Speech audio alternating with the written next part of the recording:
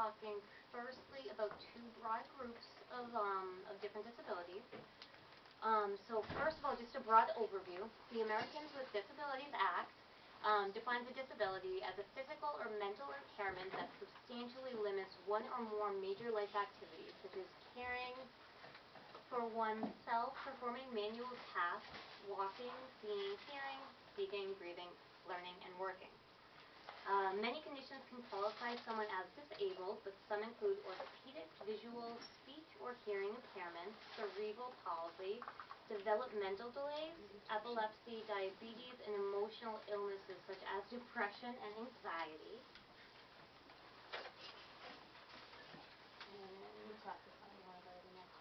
Perfect. So here we just have kind of like a couple things we just want to mention here. This slide is just to kind of provide a visual. When you're treating any patient with a disability, you want to focus on the positives. So focus on the patient's strengths, because no matter what disability they have, there's always some strengths that they have and obviously some weaknesses. Try not to make assumptions, because they only set you up for low expectations. It's one of Lisa's favorite things. She's worked a lot with patients with disabilities. And she just kind of use people first language, so just to always refer to people by their name and not as someone that has like a disability or anything like that. And next slide. So these are just the two general types of disabilities. There are developmental disabilities, which are typically, but not 100% of the time, but typically disabilities that occur at or prior to birth or before the age of 22. Usually these disabilities will last a lifetime, and they frequently include multiple impairments that happen at the same time. Individuals with developmental disabilities typically will have delayed learning, difficulty communicating, and some examples that you'll see a lot are cerebral palsy and Down syndrome. Acquired disabilities are the other subtype, and usually acquired disabilities are the result of a disease, trauma, or some sort of injury to the body, either physical or also emotional. So some examples of an acquired disability would be like a traumatic brain injury, multiple sclerosis, or a spinal cord paralysis. Okay, so how common are disabilities really? We have a lot of fun statistics for you guys, so get ready if you like numbers. Oh, yeah. In 2012, there were 54 million people living in the United States with some form of disability. 17% of children in the United States under age 18 have a diagnosed developmental disability. In 2000, the United States Census reported that 38% of those aged 65 and older have a severe disability. As of 2013, 1 in every 5 Americans has a disability that they were either born with or have acquired throughout life. And the prevalence of disabilities is definitely, continuing to increase in the communities, which is why it's great to kind of be aware of all this since we're treating so many of them. So some more fun statistics.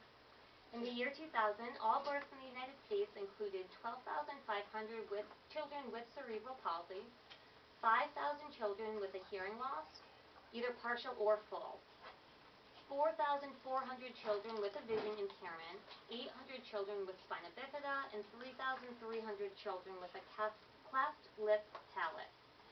It is estimated that the lifetime cost for all people with developmental disabilities born in the year 2000 in the U.S., the cost will total $51.2 billion, and that's in 2003 dollars, not adjusted for inflation, if anyone is curious. And that cost includes both the direct costs, like medical, home modifications, and special education, as well as indirect costs, like lost wages and early death. And then, again, just the incidence is continuing to increase as awareness is spreading. Okay, the next one is, where did everyone come from? So, in the past, many individuals with disabilities have resided in state-run institutions. Due to changes in legislations and policies over the last 45 years, many individuals with developmental disabilities are now living in the community. Also, a decrease in social stigma and an increase in available resources is allowing many individuals to remain at home with families or caretakers. Due to medical advances, there have also been a dramatic increase in the life expectancy of the disabled.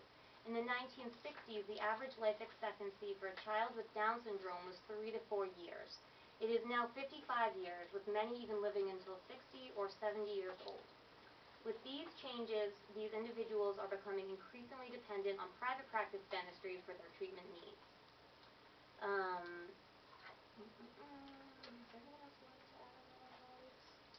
Just while in institutions, the institutions contained their own medical teams, their own doctors, nurse practitioners, RNs, LPNs, psych teams, and now that these individuals are living in the community, they're looking to find community practitioners, and it doesn't always happen easily for them.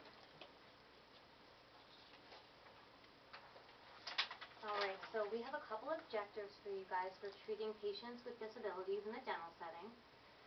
The first is to motivate the patient and or caregiver to maintain or hopefully even improve oral health, to prevent infection and or tooth loss, to prevent the need for extensive treatment that these particular patients might not be able to even tolerate due to their physical or mental condition.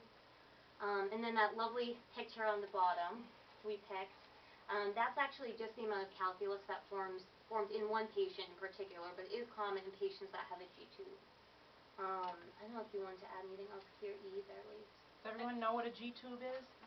Yeah. Okay. And I know when you look at this, I think immediately, I'm just going to grab the ultrasonic and scale that off. It's going to come off in big, huge clumps, and I'll be all set. But a lot of patients with G-tubes have aspiration issues, and they may not be able to tolerate the water from an ultrasonic. So you may have to hand scale that, and it's going to be tenacious, or it's just going to be tedious and take a lot of time, because even though when you're hand scaling, you're going to need to suction all of that up. So you're still going to need an assistant. Yeah. Someone retracting. You're going to need maybe more than one assistant. Yeah. The other thing is, you might be thinking, well, if the patient gets fed through a G-tube, why do they have calculus? What is that from? Well, they have decreased oral motor function, but they still have saliva, and a lot of them actually have heavy saliva, and they have minerals that build up that saliva. Some of them have 12-hour feeds, and they have silent aspiration, and they're still aspirating into their mouth sometimes. Yeah, absolutely. And they're not getting the mastication effect from chewing or anything to help decrease the calculus. And poor home care, because a lot of their caretakers think, oh, they don't chew, so why do I need to be brushing? Okay. So good oral health is even more important in individuals with disabilities. Since periodontal disease and dental caries are more common in the disabled population, good oral health is obviously paramount for these individuals. Poor oral health has been shown to have a negative impact on learning, communication, self-esteem, and nutrition, which affect all activities and the behavior of patients in their daily lives. Poor oral health contributes to poor overall health, which can lead to medical procedures these individuals may be unable to tolerate. Okay, so we have some tips too just for planning for a productive dental visit, because obviously things are a little harder with these patients, they take longer. So sometimes just being aware that they're coming in, or maybe what they may or may not have for a disability, can really help in the beginning. So it's very important to have an accurate and current medical history. Depending on the patient's disability and medical history, it is possible that you could need to do a physician or a counselor consultation before seeing the patient. So that's one reason why it's so important. Dental care for the patient with a disability will typically be more time consuming, and you really can't rush it, or you're not going to have a very good outcome for either the patient or probably yourself. Depending upon the disability, it may only be feasible to complete a small amount of treatment at each visit. That's also something that we touch on a little bit later. And typically mid-morning appointments, which most of you might already know that, they usually tend to work the best. Because usually the individuals with disabilities are able to get up, they kind of have a little time to adjust to the day, have an idea what's going on, but they haven't been tired out necessarily yet. So that can be a good time, and also it's usually a good time for a practitioner. You're kind of already established, but it's not after lunch or anything. They were saying that a lot in the books, how it's kind of like a good time for a practitioner as well. They were saying not crabby or something, to be unspecific. I'm never crabby. Yeah, so I don't know what that was. No one is ever crabby, but you know. Okay, so here we go. Patient assessment questions. So some questions that are good, and the front desk can ask these. Some of these can be great to ask on the phone if you know that you have someone on